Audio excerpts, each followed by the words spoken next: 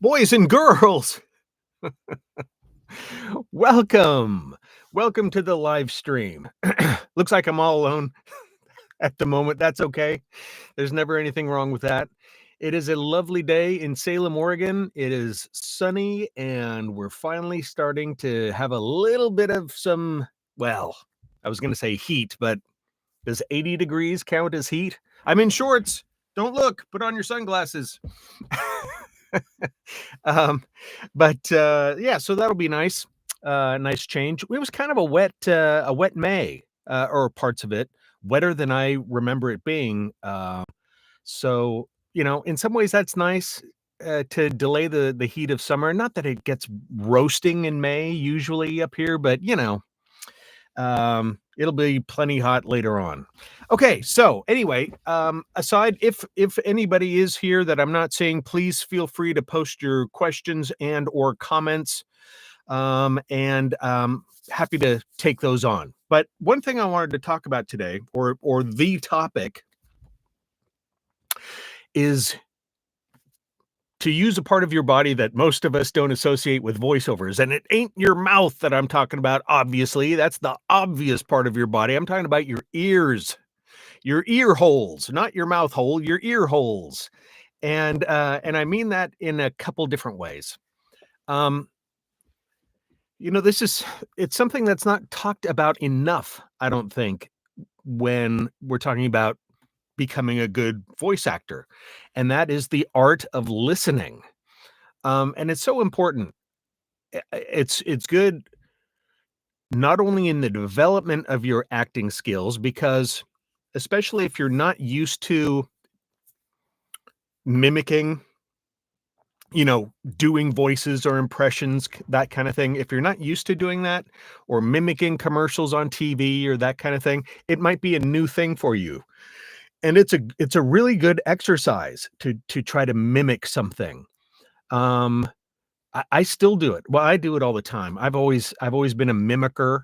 Um, I, I think it's important, or at least for me, it's a really good exercise. If I hear something, I always try to watch a little bit of regular TV every day. Most of the time, I'm watching, Netflix or Prime or some other things, and there are not always commercials there. But I like to see commercials. Not that I'm a huge fan of commercials. But, well, it depends. A really well-crafted commercial can be fantastic and really entertaining. Um, but depending upon the commercial, and if it grabs my attention enough, and if the voice actor or even an on-camera actor is there and they say something in a certain way that catches my ear, I'll mimic it. I'll see if I can kinda match the cadence and the rhythm and the melody of the read and say it over a few times just to kind of try to lock it into my gray matter somewhere that maybe I can pull out and use as a reference at some point for something down the road. I think it's a really, really helpful skill to be able to use your ears like that. Now, of course, when you're working with a director, then it's really important to listen. Not only because sometimes they'll feed you a line the way that they want you to deliver it. And it's a really good skill to be able to repeat it back to them just the way they said it, obviously in your own voice, but with the same rhythm, the same melody, the same sort of up and down inflection. It's a great thing to be able to do, because sometimes they hear it in their head just the way they want you to repeat it back to them, and that's what's meant by feeding you a line.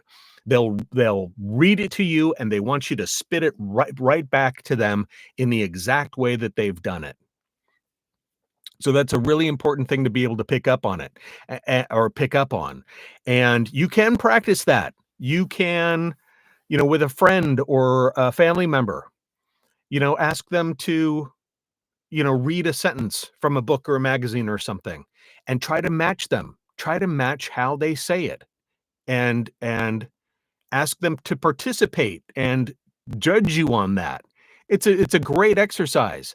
Now, another thing that you can do aside from doing that and also trying to mimic things that you see on TV, Even a show, even from a show, if somebody says, a line a certain way, like right now, I'm rewatching the Lord of the Rings trilogy. I love all those goofy movies. And, and there are certain characters, that say certain lines in a certain way that I just think are fantastic. And, especially if it's in if an accent that, I'm is not natural to me, I'll try it out just for the fun of it. It's just a great exercise. So that's one form of listening that I'm talking about. The other in a directed session is to listen to your director, not just in if they're feeding you lines, but also if they are giving you explicit instructions about what they want to hear in terms of the emotional appeal that they're trying to have you bring to a performance, or they'll be giving you background. Sometimes a directed session will start off with a little chit chat about what the project is like and who the intended audience is for. That's a very important part of the equation. Who is this meant for? And they'll be explaining things to you, and it's really important. I mean, you might be a little nervous, you might have a little butterflies in the stomach, your mind might be racing a little bit, but it's important to have pencil in hand and a notebook or something to write on, or to just listen intently. Pay attention, because they may not tell you this stuff again. So really pay attention. Use your ears when they are describing things to you.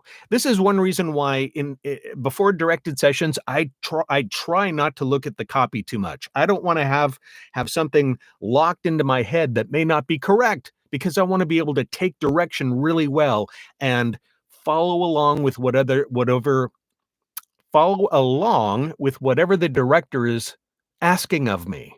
Very important stuff. Okay, now here's another reason why it's very important to develop your ears. In music, they call it ear training, and it's talked about quite a lot in the music business. Developing musicians and things like that.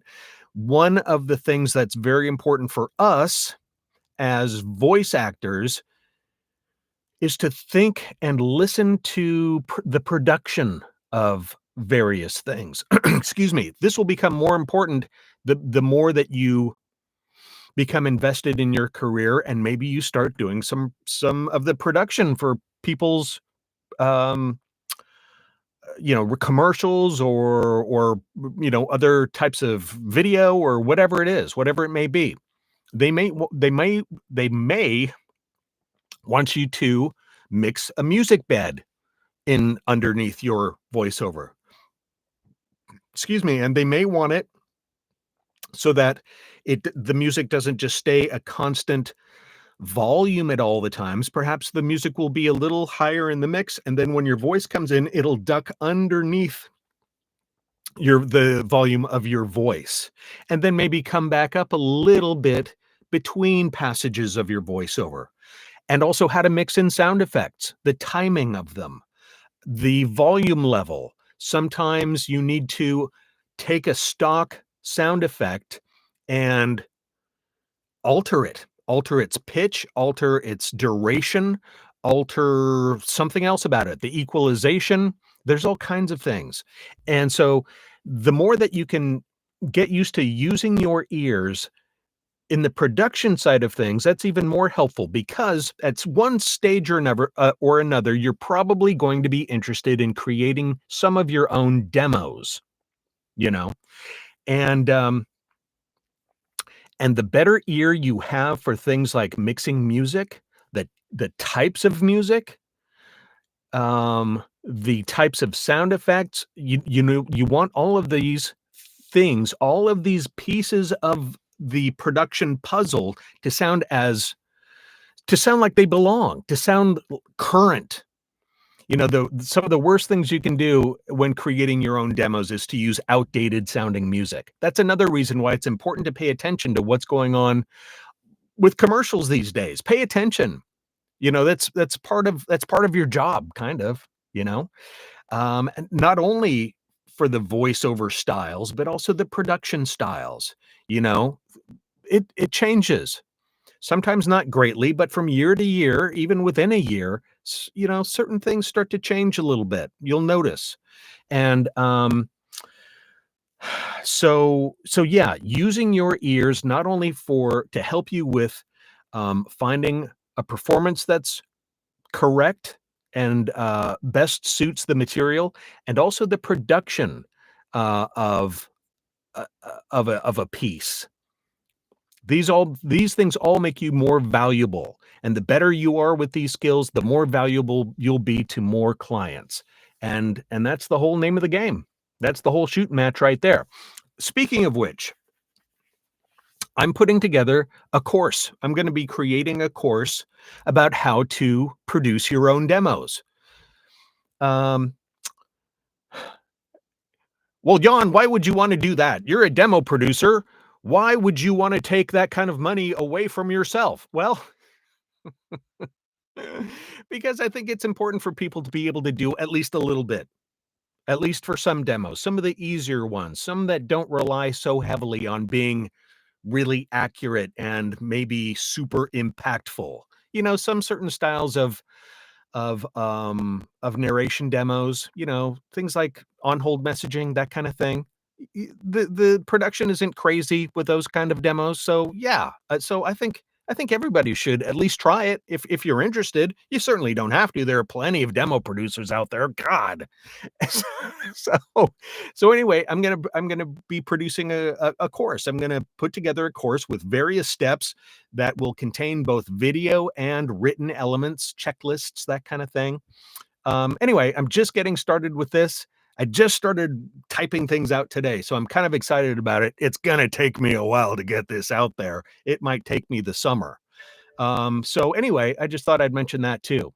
Um, anyway, that's it for today. I just wanted to come on, talk a little bit about using your ears, ear training, and if you have any thoughts about this or if you have any questions, please feel free to write them in the comment section below. Um, if you're enjoying this content, I'd appreciate a thumbs up and a subscribe. Trying to say that the right way. And as you can tell, I'm really great at self-promotion.